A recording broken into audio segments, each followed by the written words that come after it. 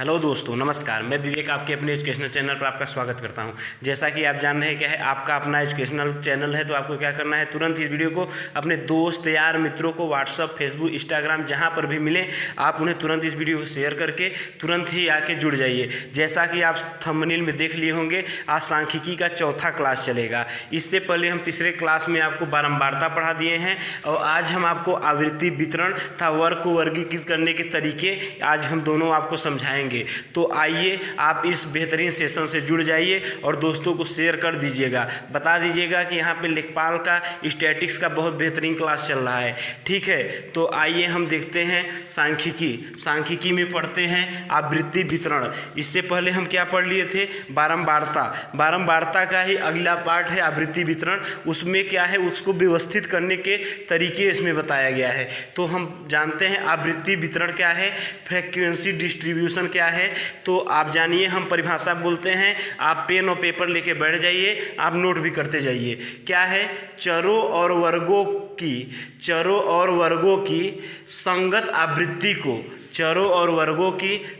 आवृत्ति को पंक्तियों और स्तंभों में व्यवस्थित करना बारंबारता वितरण या आवृत्ति वितरण कहलाता है। आवृत्ति वितरण को ही बारंबारता वितरण कहते हैं। तो चरों और वर्गों की संगत आवृत्ति को पंक्तियों और स्तंभों में व्यवस्थित करना बारंबारता वितरण कहलाता है। आप यहाँ पे देखेंगे एक पंक्ति और स्तंभ में बहुत अच्छे से बारंबारता को व्यवस्थित किया गया है, तो हम उसे अब समझाने की कोशिश करते हैं। आप देखेंगे यहाँ पर है 17 है। 17 का कितनी बारंबारता है, 7 बार। आपको हम बता दिए हैं बारंबारता का अर्थ क्या है, एक समुच्चय होगा, उसमें जितनी बार जो संख्या उपस्थित होगा वो उतनी बार काउंट करके लिख दिया जाएगा।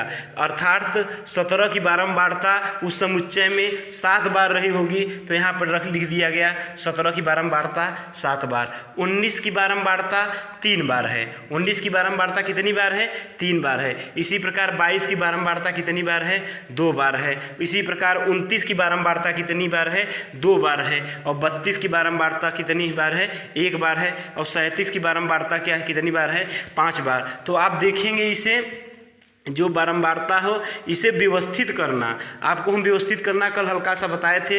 पंक्ति और स्तंभ में बेहतरीन अच्छे से मतलब व्यवस्थित करना क्या है, उसे को हम बताते हैं। देखिए, जैसे प्राप्तांक हो गया, बारंबारता हो गया, तो 0 से 10 तक कितनी बार बारंबारता है, 0 से 10 के बीच की कितनी बारंबारता है। तो आप देखेंगे 17, 19, 22, 29, 32, 37, 0 से 10 के बीच में कोई भी बारंबारता नहीं है। तो आप देख सकते हैं, तो यहाँ पर लिख दिए हैं 0 से 10 के बीच की बारंबारता 0 हो गया। उसके बाद हम आपको बताएंगे 10 से 20 के बीच की बारंबारता कितनी बार है। तो आप देखिएगा इसमें, इस सारणी में आप देखिए 10 से 20 के बीच में 20 से छोटी कितनी संख्याएं हैं, 17 है और 19 नंबर मिला है। तो 17 कितनी बार बारंबारता है, 7 बार। 19 की कितनी बार बारंबारता है, 3 बार। इन दोनों संख्याओं को जोड़ दिया जाएगा, फिर यहाँ पर बारंबारता के चार्ट में लिख दिया जाएगा। तो 10 और 20 के बीच की बारंबारता 7 और 3 कितना हो गया, 10 बार। उम्मीद है आपको समझ में आ रहा होगा। ठीक है, आपको समझ में आ रहा होगा तो आप कमेंट में ज़रूर लिख दिया करिएगा। समझ में जहाँ नहीं आए उसे भी आप कमेंट में लिख दिया करिए। हम कमेंट बॉक्स में आपका उत्तर पढ़ के हम आंसर देने की कोशिश करेंगे, आपका क्वेश्चन पढ़ के हम आंसर देने की कोशिश करेंगे। अब क्या है, 20 से 30 के बीच की बारंबारता आप देखेंगे। 20 से 30 के बीच की बारंबारता क्या है, आप देखिए 20 से बड़ा क्या क्या है, 22 है और 29 है।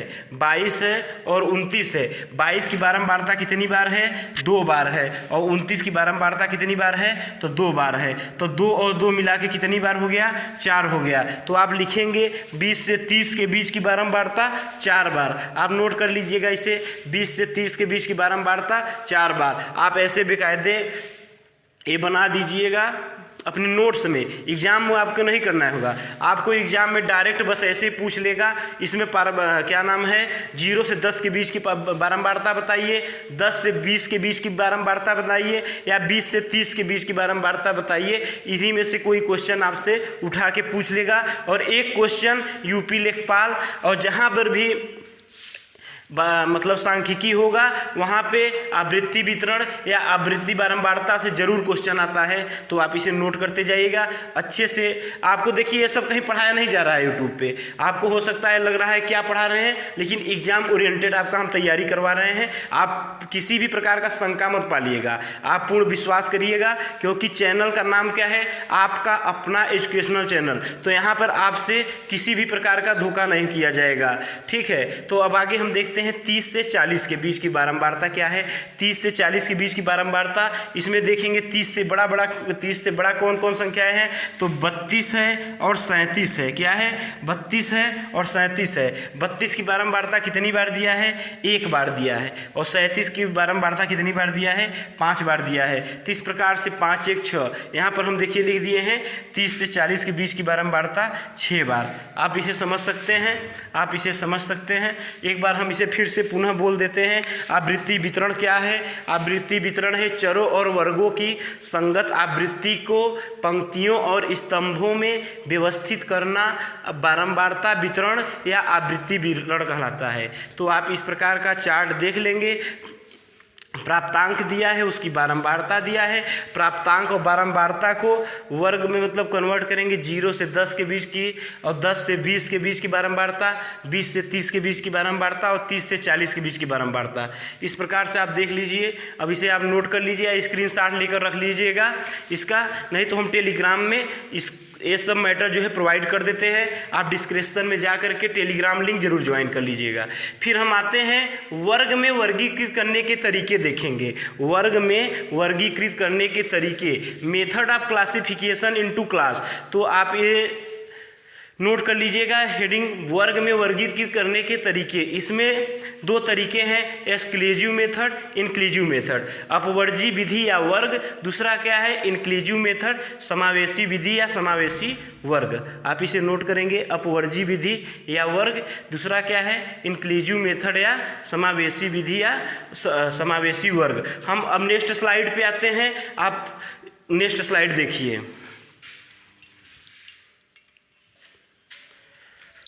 तो देखिए अब हम आते हैं वर्ग के वर्गीकृत करने के पहले तरीके पर, जो है क्या है, अपवर्जी विधि या एक्सक्लूसिव मेथड पे हम आते हैं। हम पहला विधि देखते हैं। आप देखेंगे कि यहाँ पे सारणी दिया है, इसमें मार्क्स को व्यवस्थित किया गया है। प्राप्तांक को 0 से 10, 10 से 20, 20 से 30, 30 से 40, 40 से 50, 50 से 60 और 60 से 70। तो आप इसे हम परिभाषा बोलते हैं, इसका समझिए। अपवर्जी विधि क्या है, अपवर्जी वर्ग में प्रत्येक वर्ग के उच्च सीमा का मान, आप ध्यान से सुनिएगा, अपवर्जी वर्ग में प्रत्येक वर्ग के उच्च सीमा का मान उसके अगले वर्ग के निम्न सीमा के मान के बराबर होता है। अपवर्जी वर्ग में प्रत्येक वर्ग के उच्च सीमा का मान उसके अगले वर्ग के निम्न सीमा के मान के बराबर होता है। इसका अर्थ आप समझें, अपवर्जी वर्ग में प्रत्येक वर्ग के उच्च सीमा का मान क्या है, 10 है, और उसके अगले वर्ग के निम्न सीमा के मान के बराबर होता है। तो देखिए उसके अगले वर्ग में 10 क्या है, निम्न सीमा है, और पहले वर्ग में 10 क्या था, उच्च सीमा है। उसी प्रकार क्या है, 20 से 30 हो गया, 20 वही परिभाषा लागू होता है, उच्च सीमा का मान अगले वर्ग के निम्न सीमा के मान के बराबर होता है। उच्च सीमा का मान अगले वर्ग के निम्न सीमा के मान के बराबर होता है। अब दूसरा देखिए हम क्या लिखे हैं नोट, यदि किसी चर मूल्य का मान किसी वर्ग के उच्च सीमा के मान के बराबर है, यदि किसी चर मूल्य का मान किसी वर्ग के उच्च सीमा के मान के बराबर है तो उसको अगले वर्ग में रखा जाएगा। आप इसे समझिए, यदि किसी चर मूल्य का मान किसी वर्ग के उच्च सीमा के मान के बराबर है तो उसको अगले वर्ग में रखा जाएगा। यदि किसी चर मूल्य का मान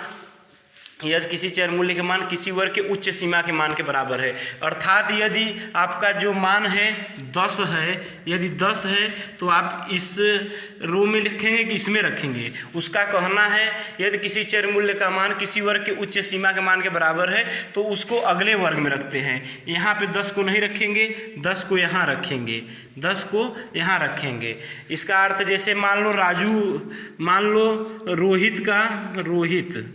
रोहित यदि 20 नंबर पाते हैं तो उनको किस वर्ग में रखा जाएगा, 10 से 20 में कि 20 से 30 में। तो आपका अपवर्जी विधि करता है 10 से 20 में ना रख करके रोहित को 20 से 30 में रखेंगे। आपका ये एक्सक्लूसिव मेथड है, तो आप इसे नोट कर लीजिएगा। उम्मीद है समझ में आ गया होगा। एक बार हम और समझा देते हैं। मान लो यहाँ पे सत्यम नाम का एक बालक है और वो 40 नंबर पाता है, तो उसको किस सारणी में रखेंगे, 30 से 40 में रखेंगे कि 40 से 50 में। तो आप इन्हें सत्यम को 40 से 50 में रखेंगे, ठीक है।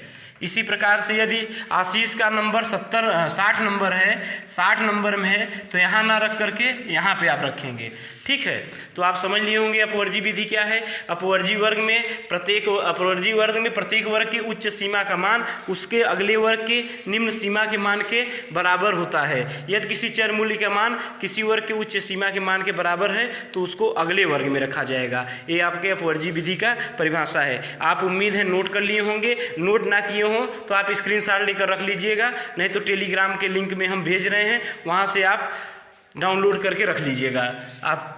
फिर हम आते हैं दूसरे मेथड पे, क्या है, समावेशी विधि। समावेशी विधि क्या है, इंक्लूसिव मेथड है। इंक्लूसिव मेथड अर्थात समावेशी विधि, आपको हम परिभाषा बोल देते हैं, किसी वर्ग के उच्च सीमा का मान उसके अगले वर्ग के निम्न सीमा के मान के बराबर नहीं होता है। ध्यान दीजिएगा, किसी वर्ग के उच्च सीमा का मान उसके अगले वर्ग के निम्न सीमा के मान के बराबर नहीं होता है। आप देखिए इस सारणी को हम बना देते हैं।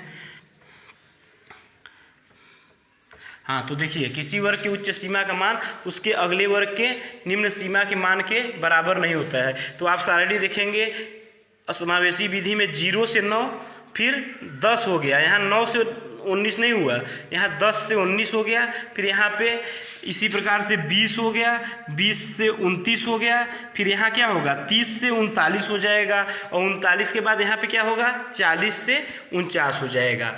ये परिभाषा आप समझ सकते हैं। जो ऊपर परिभाषा लिखा है उसी को हम इस चार्ट में दर्शाए हैं। किसी वर्ग के उच्च सीमा का मान उसके अगले वर्ग के निम्न सीमा के मान के बराबर नहीं होता है। तो आप देख सकते हैं यहाँ पे मान नहीं है। लेकिन अब आप इसमें देखिए क्या होता है, अगर किसी चर मूल्य का मान किसी वर्ग के उच्च सीमा के मान के बराबर है तो उसको उसी वर्ग में रखा जाएगा। आप यहाँ ध्यान देंगे, अगर किसी चर मूल्य का मान किसी वर्ग की उच्च सीमा के मान के बराबर है तो उसको उसी वर्ग में रखा जाएगा। इंक्लूसिव मेथड में माने समावेशी विधि में जो चर मूल्य का मैक्सिमम मान होता है उसको उसी वर्ग में रखा जाएगा, जबकि अपवर्जी विधि में इसका ऐसा नहीं था। अपवर्जी वर्ग में प्रत्येक वर्ग की उच्च सीमा का मान उसके अगले वर्ग निम्न सीमा के बराबर होता है। यह अपवर्जी मेथड में क्या था, चर मूल्य का जो उच्च सीमा का मान था, यदि उच्च सीमा के मान के बराबर है तो उसको अगले वर्ग में रखा जाता था। लेकिन यहाँ पे अगर किसी चर मूल्य का मान किसी वर्ग की उच्च सीमा के मान के बराबर है तो उसको उसके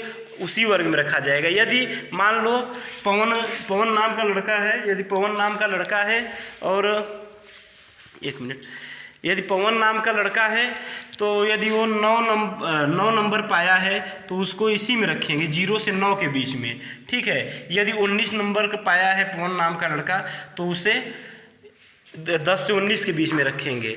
अब यहाँ मान लीजिए आशीष नाम का लड़का है, 29 नंबर पाया है तो उसको इसी वर्ग में रखेंगे।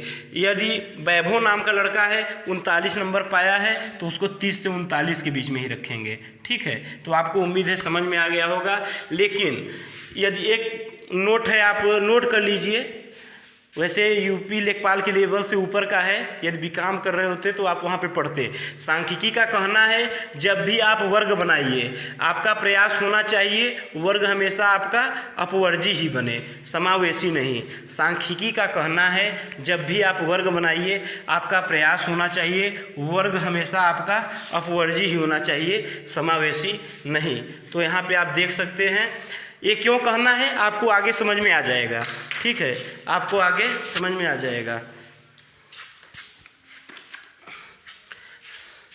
तो आप इसे नोट कर लिए होंगे उम्मीद है। अपवर्जी विधि, समावेशी विधि, आप इसके स्क्रीनशॉट रख लीजिएगा। अब देखिए अपवर्जी विधि में क्या था, चर मूल्य का जो मान था, उच्च सीमा का मान अगले वर्ग में रखा जाता था और समावेशी में उसी वर्ग में रखा जाता है। फिर अब हम आते हैं नेक्स्ट स्लाइड पर। आप देखिए नेक्स्ट स्लाइड।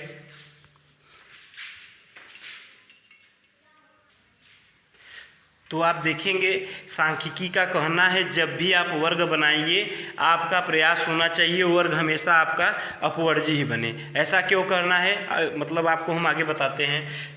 मतलब जो है यदि रोहित 19.5 नंबर पा जाए, 19.5 नंबर पा जाए तो क्या हो जाएगा, ये अखंडित चर हो जाएगा।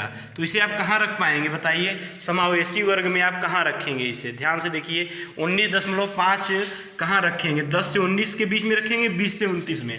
आप बताइए यदि रोहित 19.5 नंबर पा जाए तो उसे किस 10 से 19 के बीच में रखेंगे कि 20 से 29 के बीच में, तो उसे आप नहीं रख पाएंगे।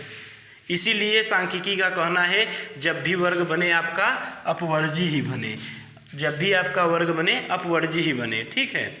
यदि मान लो यदि 29.5 नंबर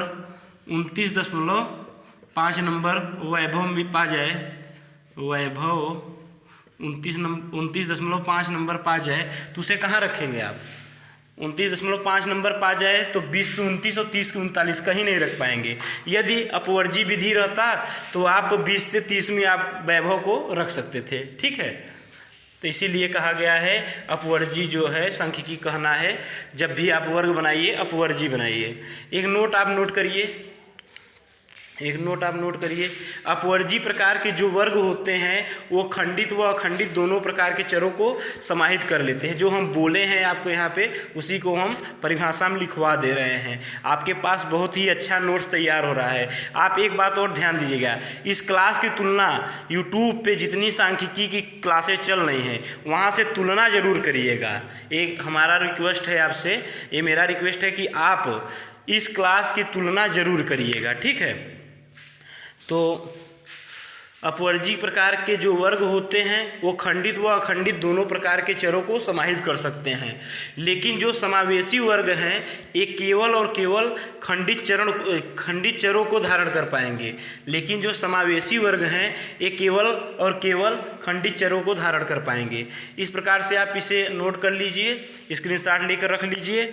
आज हम बस यहीं तक पढ़ाएंगे, फिर नेक्स्ट वीडियो में क्लास 5वें में हम और कुछ सांख्यिकी के नए परिभाषाएं लाएंगे। आप उसे समझिए। आपको देखिए धीरे धीरे कितनी परिभाषाएं हैं। इसीलिए हम कह रहे हैं कि लास्ट के दिनों में यदि आप सांख्यिकी पढ़ेंगे तो आप एग्जाम में गलती कर देंगे दोस्त, और आप गलती मत करिए। आपके अपने एजुकेशनल चैनल का यही मोटो है कि आप सही मैटर पाइए, बताइए। आप देखिएगा ये सब कैसे कहाँ पढ़ाया जा रहा है, आप कमेंट बॉक्स में करिएगा, ठीक है। वैसे हमें उम्मीद है आपको बहुत अच्छा मैटर मिल रहा है और आपको हम समझाने में सफल भी हो रहे हैं। तो ठीक है, आज हम बस चलते हैं, आपको फिर हम मिलेंगे नेक्स्ट वीडियो में। धन्यवाद।